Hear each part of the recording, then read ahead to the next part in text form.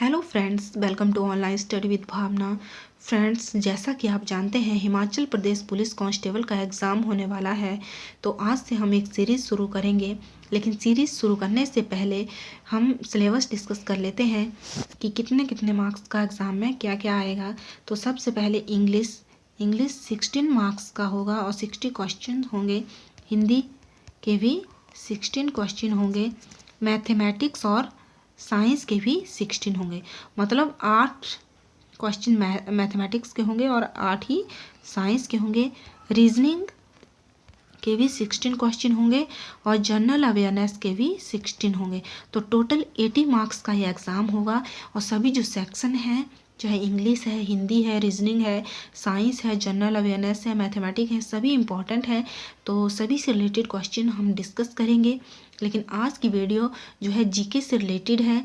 इसमें हम history, politics, geography और हिमाचल जीके को डिस्कस करेंगे।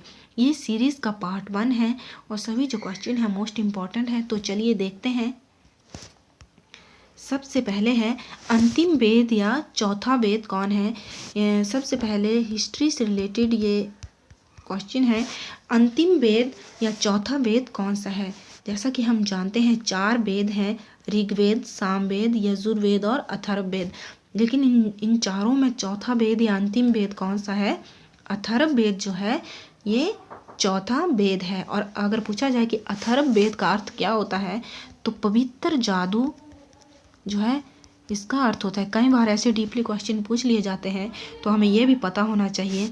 अथर्ववेद का अर्थ होता है पवित्र जादू। और जो अथर्ववेद है उसमें किसके बारे में दिया गया है, रोग निवारण और अंधविश्वासों के बारे में जो है उसमें वर्णन किया गया है। ये भी पूछा जा सकता है कि जो अथर्ववेद है उसमें किसका वर्णन किया गया है, तो रोग निवारण, विवाह, अंधविश्वासों का वर्णन उसमें किया गया है। अगर पूछा जाए कि जो अथर्ववेद है उसकी रचना किसने की, तो एक ऋषि थे अथर्वा, उन्होंने इस वेद की रचना की थी। ओके, नेक्स्ट है सत्यमेव जयते कहाँ से लिया गया है। सत्यमेव जयते जो है मुंडको उपनिषद से लिया गया है। मोस्ट इम्पॉर्टेंट है ये। अगर पूछा जाए कि वेदांग जो हैं वो कितने हैं टोटल, तो 6 वेदांग है। पुराण कितने हैं, 18 पुराण है। और वेद कितने हैं, 4 वेद हैं, जिसमें से ऋग्वेद जो है ये प्रथम वेद है, ऋग्वेद। और अगर उपनिषद पूछे जाएं तो 108 उपनिषद है। ये सभी मोस्ट इम्पॉर्टेंट है। एक बार मैं फिर रिपीट करती हूँ, सत्यमेव जयते जो है लिया गया है मुंडको उपनिषद से। पूछा जाए उपनिषद जो हैं वो कितने हैं, तो 108 उपनिषद हैं। वेदांगों की संख्या कितनी है, 6 वेदांग हैं। पुराणों की संख्या कितनी है, 18 पुराण है। और वेद कितने हैं, 4 हैं, जिसमें से प्रथम वेद कौन सा है, ऋग्वेद है। ओके, नेक्स्ट है भगवान बुद्ध का जन्म कहाँ हुआ था। भगवान बुद्ध का जन्म जो है लुम्बिनी में हुआ था। लुम्बिनी कहाँ पे है, नेपाल में। लुम्बिनी नेपाल में महात्मा बुद्ध का जन्म हुआ था। और अगर सारनाथ में उन्होंने प्रथम उपदेश दिया था। प्रथम उपदेश ये भी पूछा जाता है कि प्रथम उपदेश कहाँ दिया था, तो प्रथम उपदेश उन्होंने सारनाथ में दिया था और कुशीनगर में उनकी मृत्यु हुई थी। तो ये तीनों ही इम्पॉर्टेंट है। जन्म पूछा जाए भगवान बुद्ध का तो लुम्बिनी नेपाल में हुआ था। कई बार लुम्बिनी ना देके नेपाल भी दिया जा सकता है। और सारनाथ में उन्होंने प्रथम उपदेश दिया था और कुशीनगर में उनकी मृत्यु हुई थी। ओके, नेक्स्ट है पंचम वेद किस ग्रंथ को कहा जाता है। 4 वेद तो हम जानते हैं, ऋग्वेद, यजुर्वेद, अथर्ववेद और सामवेद। लेकिन पंचम वेद, 5वां वेद जो है किस ग्रंथ को कहा गया है, महाभारत को पंचम वेद कहा गया है। ओके, नेक्स्ट है कौन सा काल भारतीय इतिहास का स्वर्ण युग कहा जाता है। गुप्त काल को भारतीय इतिहास का स्वर्ण काल कहा जाता है। क्यों कहा जाता है, क्योंकि सबसे पहले जो इस काल में जो सिक्के थे वो स्वर्ण धातु के थे। स्वर्ण धातु के सिक्के जो थे वो गुप्त काल में थे। और इसके साथ ही कला और साहित्य में भी ये जो काल था, गुप्त वंश का जो टाइम था वो बहुत ही अच्छा था, चरमो उत्कर्ष पर था कला और साहित्य में भी। और सोने के सिक्के जो हैं, स्वर्ण धातु के सिक्के जो हैं इस काल में चले थे। नेक्स्ट है कौन सा ग्रह जो है सूर्य के निकट, सबसे निकट है। जियोग्राफी से रिलेटेड ये क्वेश्चन है। कौन सा ग्रह सूर्य के सबसे निकट है? तो सबसे निकट कौन सा है सूर्य के? बुध ग्रह। बुध जो है, मरकरी जो है सूर्य के सबसे निकट है। अगर पूछा जाए कि सबसे छोटा ग्रह कौन सा है, तो सबसे छोटा भी बुध ही है। बुध ही सबसे छोटा है। और सबसे बड़ा कौन सा है? बृहस्पति सबसे बड़ा है। लेकिन यहाँ बात हो रही है सूर्य के सबसे निकट कौन सा है, तो बुध है, और सबसे छोटा भी बुध है। ओके, नेक्स्ट है सबसे अधिक उपग्रहों वाला ग्रह कौन सा है, जिसके सबसे अधिक उपग्रह है? बृहस्पति जो है सबसे ज़्यादा उपग्रहों वाला ग्रह है। और अगर पूछा जाए कि सबसे भारी ग्रह कौन सा है, तो सबसे भारी भी बृहस्पति है। और अगर पूछा जाए सबसे बड़ा, तो सबसे बड़ा भी बृहस्पति है। और अगर पूछा जाए कि लाल धब्बों वाला ग्रह कौन सा है, तो लाल धब्बों वाला भी बृहस्पति है। ये 3-4 क्वेश्चन जो है बृहस्पति से रिलेटेड हैं। सबसे भारी, सबसे बड़ा, लाल धब्बों वाला, और सबसे ज़्यादा जो उपग्रह हैं वो किसके हैं? बृहस्पति के हैं। ओके, नेक्स्ट है वर्ष के किस दिन भारत में रात्रि का समय सर्वाधिक अधिक होता है? तो 22 दिसंबर को जो है रात्रि का समय सर्वाधिक अधिक होता है। नेक्स्ट है सिस्मोग्राफ इंस्ट्रूमेंट से क्या मापा जाता है? सिस्मोग्राफ से भूकंप की तीव्रता मापी जाती है। और अगर पूछा जाए भूकंप माप की इकाई क्या है, तो भूकंप माप की इकाई जो है वो रिक्टर स्केल है। ये भी एग्जाम में पूछा जाता है कि भूकंप माप की इकाई क्या है, तो रिक्टर स्केल जो है भूकंप माप की इकाई है। और सिस्मोग्राफ जो है भूकंप की तीव्रता इससे मापी जाती है। ओके, नेक्स्ट है रेड क्लिफ किन देशों की सीमा रेखा का निर्धारण करती है? ये करती है भारत और पाकिस्तान के मध्य सीमा रेखा का निर्धारण। भारत और पाकिस्तान के मध्य सीमाएं निर्धारित करने के लिए एक आयोग बनाया गया था, और उस आयोग के जो अध्यक्ष थे वो थे रेड क्लिफ।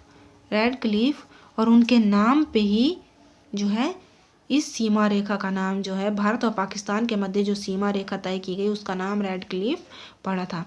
और अगर पूछा जाए कि भारत और चीन के मध्य, ये मोस्ट इम्पॉर्टेंट है, पूछी जाती हैं भारत और पाकिस्तान के मध्य रेड क्लिफ, और भारत और चीन के मध्य मैकमोहन रेखा। दोनों ही मोस्ट इम्पॉर्टेंट है। भारत और चीन के मध्य मैकमोहन रेखा, और भारत और पाकिस्तान के मध्य रेड क्लिफ। ओके, नेक्स्ट है संविधान सभा की स्थापना किस वर्ष हुई? पॉलिटिकल से रिलेटेड है ये क्वेश्चन। संविधान सभा की स्थापना किस वर्ष हुई? तो 1946 में संविधान सभा की स्थापना हुई थी। 1946 में कैबिनेट मिशन योजना के अंतर्गत इस सभा की स्थापना की गई थी। और इसका अगर पूछा जाए इसका प्रथम अधिवेशन कब हुआ, तो 9 दिसंबर 1946 को इसका प्रथम अधिवेशन हुआ था। ये पूछा जाता है एग्जाम में, हमें पूरी डेट पता होनी चाहिए। संविधान सभा की स्थापना 1946 में हुई, और इसका प्रथम अधिवेशन कब हुआ? 9 दिसंबर 1946 को। भारतीय संविधान का निर्माता किसे कहा जाता है? फादर ऑफ इंडियन कॉन्स्टिट्यूशन कौन है? किसे कहा जाता है?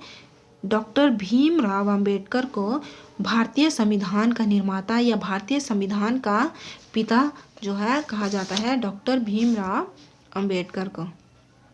ओके, नेक्स्ट है किस संविधान संशोधन को मिनी कॉन्स्टिट्यूशन कहा जाता है? मोस्ट इम्पॉर्टेंट है ये।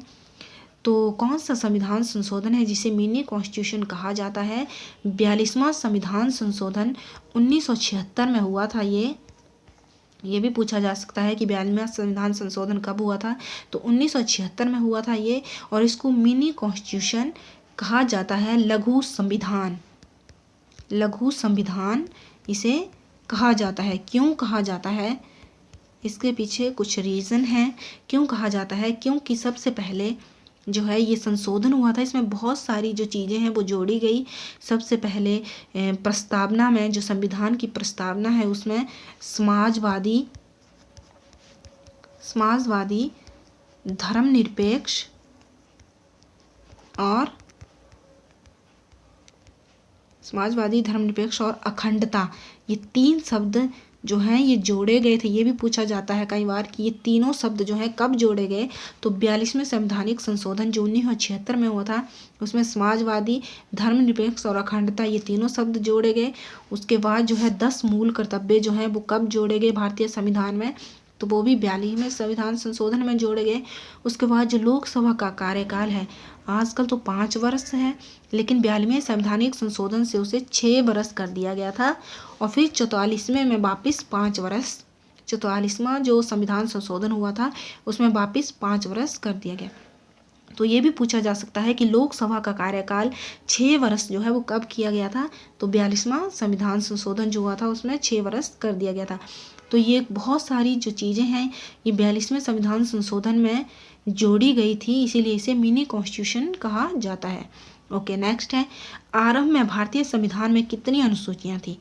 यहाँ पे ये सब बहुत इंपॉर्टेंट है। आरंभ में मतलब जब हमारा संविधान बना तो कितनी अनुसूचियाँ थी, 8 अनुसूचियाँ थी। अगर सिंपल पूछा जाए कि भारतीय संविधान में कितनी अनुसूचियाँ हैं, तो वर्तमान में 12 अनुसूचियाँ हैं, 12 अनुसूचियाँ हैं, लेकिन आरंभ में कितनी थी जब संविधान का निर्माण हुआ, तो 8 अनुसूचियाँ थी। ओके, नेक्स्ट है भारतीय संविधान के किस संशोधन के द्वारा समाजवादी, धर्मनिरपेक्ष शब्द जोड़े गए। यह भी अभी हमने डिस्कस किया। समाजवादी, धर्मनिरपेक्ष और एक और शब्द था अखंडता। ये कौन से संशोधन में जोड़े गए थे। 42वां संवैधानिक संशोधन जब हुआ था, कब हुआ था, 1976 में हुआ था। उसमें जो है ये शब्द जोड़े गए थे। मोस्ट रिपीटेड है ये एग्जाम में। काला टोप खजियार वन्यजीव अभयारण्य कहाँ स्थित है।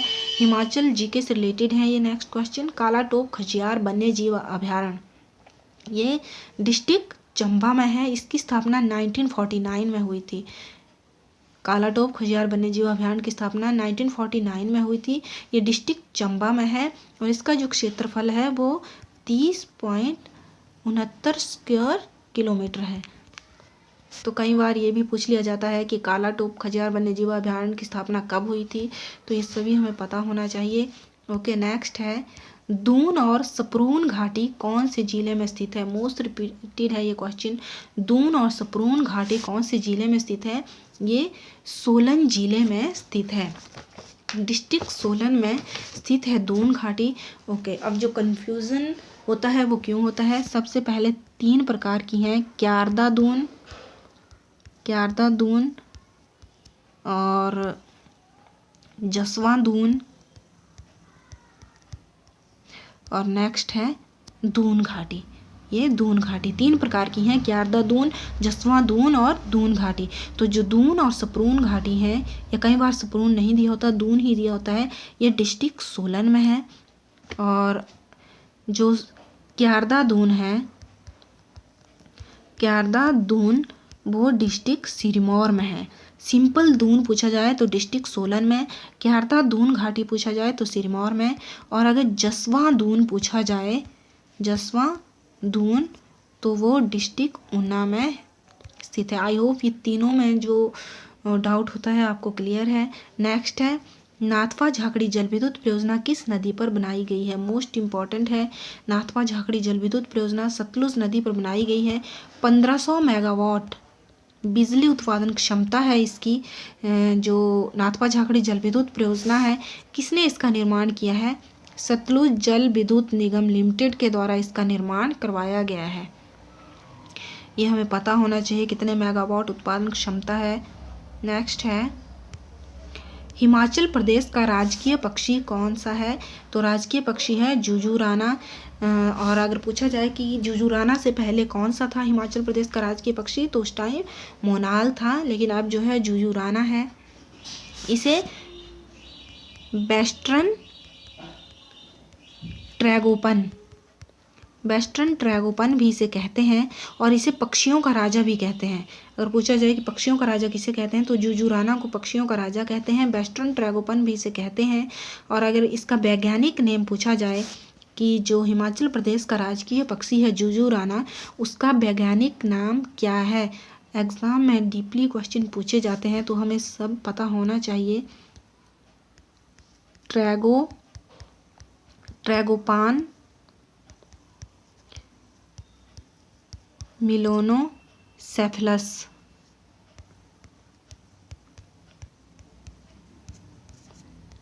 ट्रैगोपान मिलोनोसेफेलस इसका वैज्ञानिक नेम है। इसे पक्षियों का राजा कहा जाता है। ओके, नेक्स्ट है धर्मशाला में किस अंग्रेज गवर्नर जनरल की समाधि है। मोस्ट रिपीटेड क्वेश्चन है एग्जाम में। लॉर्ड एल्गिन की समाधि जो है ये धर्मशाला में है, जहाँ सेंट जॉन चर्च है धर्मशाला में। कब यह समाधि बनाई गई? 20 नवंबर 1863 में। 20 नवंबर 1863 में ये समाधि बनाई गई, जहाँ पे सेंट जॉन चर्च है धर्मशाला में। कौन से अंग्रेज गवर्नर जनरल थे? लॉर्ड एल्गिन थे। अगर पूछा जाए कि इनकी मृत्यु कहाँ हुई थी, तो इनकी मृत्यु जिला मंडी के चौंतरा में हुई थी। ये भी पूछा जाता है एग्जाम में कई बार। इनसे रिलेटेड ये क्वेश्चन डेफिनेटली आता है एग्जाम में। कई बार ये पूछा जाता है कि इनकी समाधि कहाँ है, या ये पूछा जाता है कि इनकी मृत्यु कौन सी डिस्ट्रिक्ट में हुई थी। तो डिस्ट्रिक्ट मंडी में, मंडी के चौंतरा नामक स्थान पर इनकी मृत्यु हुई थी। ओके, आई होप फ्रेंड्स आज के जो क्वेश्चन है आपके आने वाले एग्जाम के लिए यूज़फुल होंगे। अगर वीडियो आपको अच्छी लगे तो लाइक करें। Thank you, keep watching.